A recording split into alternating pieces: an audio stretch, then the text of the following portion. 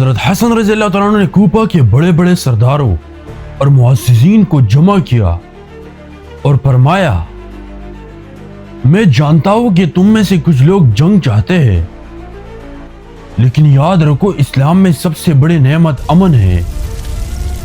اگر صلح کے ذریعے امت کا یونٹی قائم ہوتا ہے تو یہی سب سے بڑی کامیابی ہے۔ دوسری سائیڈ حضرت معاویہ رضی اللہ تعالیٰ عنہ نے بھی شام اور مصر کے سرداروں کو اعتماد میں لیا اور کہا، ہمارا مقصد خلافت کے لیے فائٹ نہیں کرنا بلکہ امت کو یونائٹ کرنا ہے۔ اگر صلح کے ذریعے یہ مقصد پورا ہو جائے تو یہی ہمارے لیے باعث فخر ہے۔ جب دونوں اطراف کے نمائندہ ملے تو ایک تحریری معاہدہ طیف آیا۔ یہ معاہدہ اسلامی ہسٹری میں صلح حسن و معاویہ کے نام سے فیمس ہے۔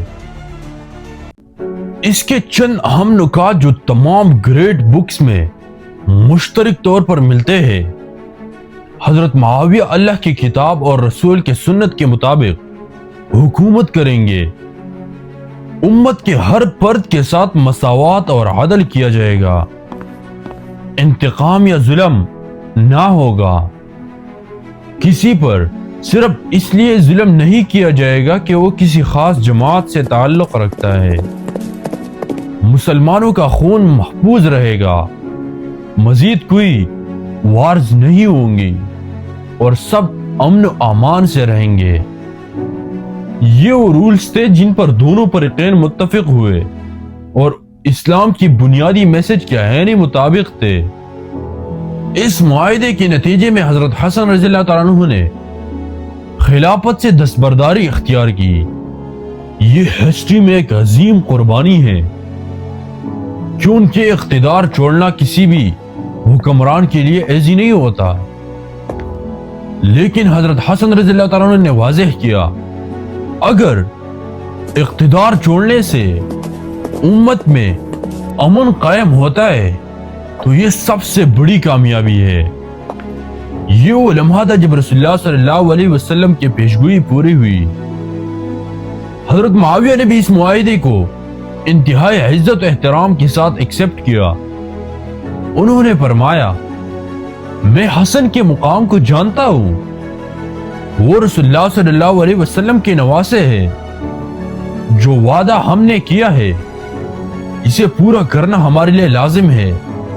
یہ اس بات کی علامت تھی کہ دونوں طرف کی مقصد اقتدار نہیں بلکہ امت کو یونائٹ کرنا تھا۔ کئی سال بعد مسلمان دوبارہ ایک پرچم تلے یونائٹ ہوئے۔ بزنس، ایجوکیشن اور دین کی دعوت کو دوبارہ استحکام ملا۔ بیرونی دشمنوں کے خلاف مسلمانوں نے یکجہتی سے کام لیا۔ یہ سال اسلامی ہسٹری میں عام الجماع یعنی اتحاد کا سال کے نام سے یاد کیا جاتا ہے۔ مدینہ اور مکہ کے بزرگ صحابہ کرام اس صلح پر بہت خوش تھے۔ انہوں نے حضرت حسن اور حضرت معاویہ دونوں کو دعا دی کہ انہوں نے امت کو ایک بار پھر سے یونائٹ کیا۔ بزرگان دین نے کہا، یہ دن امت کے لیے رحمت کا دن ہے، کیونکہ آج خونریزی کا دروازہ بند ہو گیا۔ جب معاویہ رضی اللہ تعالیٰ عنہ نے خلافت سنبھالی تو ان کے سامنے امت کی حالت بالکل ایسی تھی جیسا ایک ڈسٹروئی فیملی۔ جنگی جمل اور جنگی صفین کی یادیں ابھی تازہ تھی، دل زخمی تھے اور دلوں میں رنجش کے اثرات ابھی بھی باقی تھے، مگر ایک سچے قائد کی پہچان یہی ہے کہ وہ زخموں پر مرہم رکھے، مایوسی کو امید میں بدلے اور بکھرے ہوئے لوگوں کو پھر سے یونائٹ کرے۔ حضرت معاویہ رضی اللہ تعالیٰ عنہ نے سب سے پہلے یہی قدم اٹھایا۔ انہوں نے اعلان کیا کہ ان کے خلافت کا مقصد طاقت کا مظاہرہ نہیں کرنا بلکہ امت کی خدمت ہے۔ وہ مدینے گئے، وہاں موجودہ صحابہ کرام رضی اللہ عنہم سے مشاورت کی اور امت کو یقین دلایا کہ اب فائٹ ختم ہو گئی، اب صلح اور سکون کا زمانہ شروع ہو گیا۔ حضرت معاویہ رضی اللہ تعالیٰ عنہ جانتے تھے کہ حکومت صرف طاقت کی زور پر نہیں چلتی، اصل قوت لوگوں کے اعتماد اور دلوں کی یکجہتی میں ہے۔ اس لیے انہوں نے وہی حکمت اپنائی جو رسول اللہ صلی اللہ علیہ وسلم نے مدینے میں اختیار فرمائی تھی، یعنی امت کو عدل، مشاورت اور نرم رویے کے ساتھ جوڑنا۔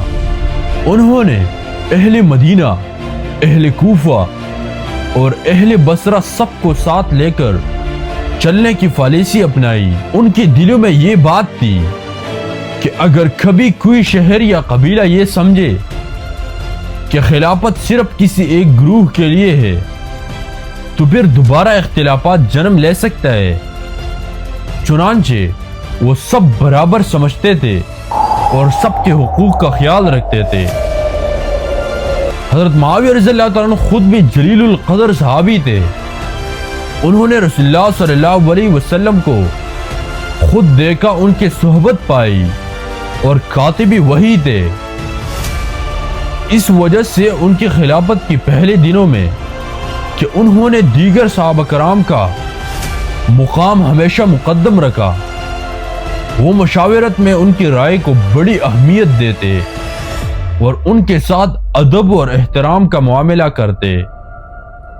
اس سے امت کو یہ فیل ہوا کہ خلافت اب بھی اس انداز پر چل رہی ہے جس کی بنیاد رسول اللہ صلی اللہ علیہ وسلم نے رکھی تھی۔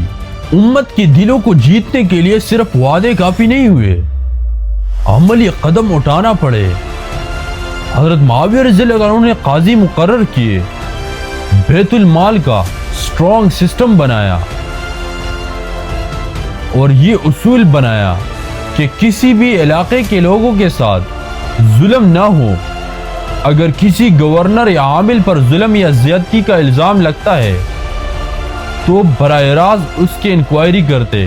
یہ عدل کا ایسا نظام تھا جو لوگوں کے دلوں کو خلافت کے قریب لایا۔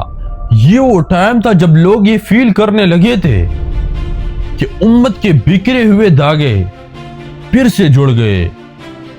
لوگ ٹریول میں امن پانے لگے، بازاروں میں سکون آنے لگا اور مساجد میں دوبارہ وہی اجتماعیت دکھائی دینے لگی جس کی کمی برسوں سے محسوس ہو رہی تھی۔ حضرت معاویہ رضی اللہ تعالیٰ عنہ کی خلافت کا آغاز دراصل امت کے ایک نئی باب کا آغاز تھا، ایک ایسا باب جس میں جھگڑوں کی بجائے اتحاد کو اہمیت دی گئی اور طاقت کی بجائے حکمت کو ترجیح دی گئی۔ حضرت معاویہ رضی اللہ تعالیٰ عنہ نے سب سے پہلے صوبائی نظام کو منظم کیا۔ اس سے پہلے بھی صوبے موجود تھے، لیکن بارہا اختلافات اور فتنوں کی وجہ سے وہ سسٹم ویک ہو چکا تھا۔ آپ نے ہر صوبے کے لیے ایسے گورنر مقرر کیے جو نہ صرف ایماندار تھے بلکہ عوام کے ساتھ نرمی اور عدل سے پیش آتے تھے۔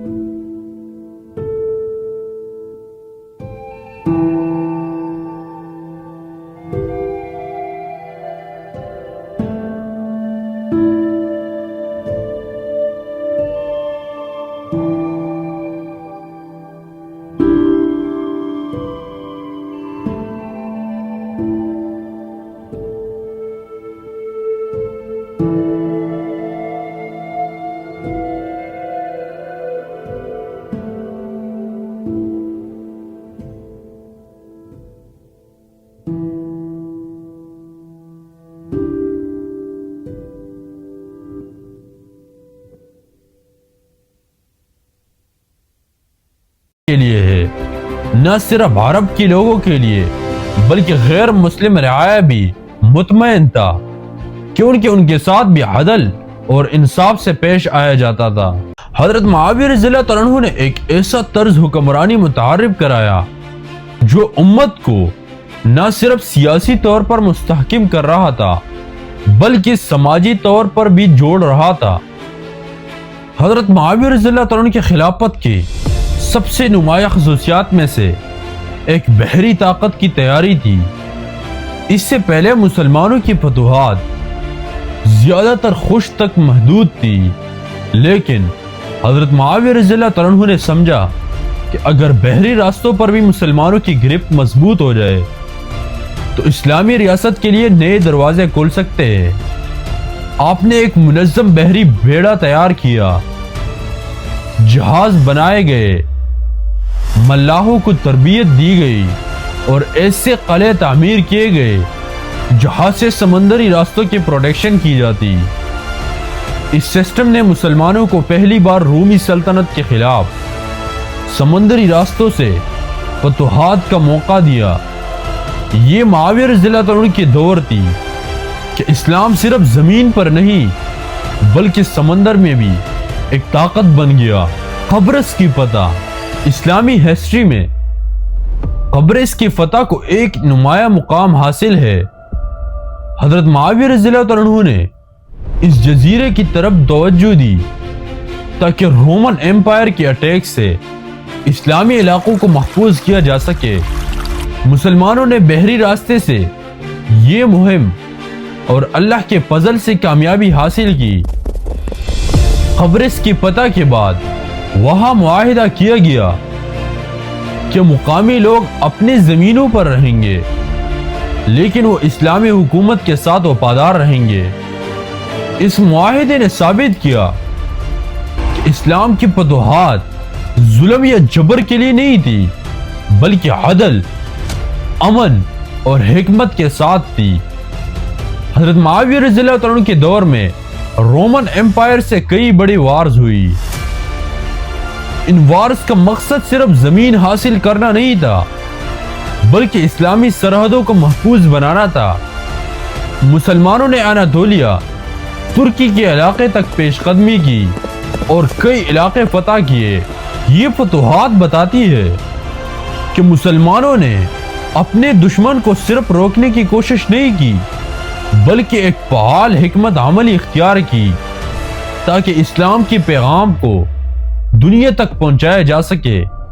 اگرچہ اندلس، اسپین کی فتح حضرت معاویہ رضی اللہ عنہ کے بعد کے ادوار میں ہوئی، لیکن اس کے لیے فکر اور عسکری بنیاد حضرت معاویہ رضی اللہ عنہ نے ہی رکھا تھا۔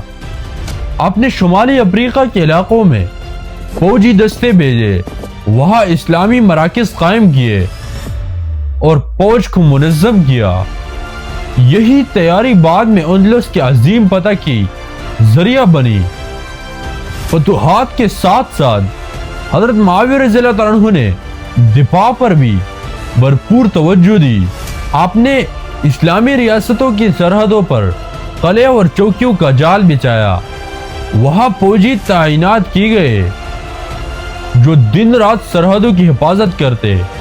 یہ حکمت عملی اس لیے ضروری تھی کہ اسلامی ریاست وسیع ہو رہی تھی اور دشمن کے حملوں کو روکنے کے لیے ایک اسٹرانگ دفاعی نظام لازم تھا۔ یہ بات اہم ہے کہ حضرت معاویہ رضی اللہ عنہ کی فتوحات کا مقصد محض دنیاوی غلبہ نہیں تھا بلکہ آپ ہمیشہ اس اصول پر تھے کہ فتوحات اسلام کی میسج کو دنیا تک پہنچانے کے لیے ہے۔ اگر کسی علاقے میں لوگ اسلام قبول کر لیتے تو ان کے ساتھ بھائی چارہ کا سلوک کرتا، اگر وہ اپنے دین پر قائم رہتے تو ان کی حفاظت اسلامی حکومت کی ذمہ داری بن جاتی۔ یہی وجہ ہے کہ ان فتوحات کے بعد غیر مسلم رعایا بھی مطمئن رہی اور اسلامی ریاست کے ساتھ وفادار بنی۔ ان فتوحات نے امت کے اعتماد کو بڑھایا۔ مسلمانوں کو یہ احساس ہوا کہ خلافت نہ صرف اندرونی طور پر مستحکم ہے بلکہ بیرونی دشمنوں کے مقابلے میں بھی ایک طاقت ہے۔ اس اعتماد نے امت کو مزید جوڑا اور لوگوں کے دلوں میں خلافت کی اہمیت بڑھا دی۔ حضرت معاویہ رضی اللہ تعالیٰ عنہ کے دور کے فتوحات دراصل اسلامی تاریخ کا ایک نیا موڑ تھی۔ یہ وہ وقت تھا جب امت نے اپنی قوت کا عملی مظاہرہ کیا اور اسلام کی روشنی کو دنیا کے کئی نئے خطوں تک پہنچایا۔ ان فتوحات نے آنے والی صدیوں کے لیے اسلامی تہذیب کی بنیاد رکھ دی۔ اسلامی تاریخ اطمینان کے ساتھ گزرے۔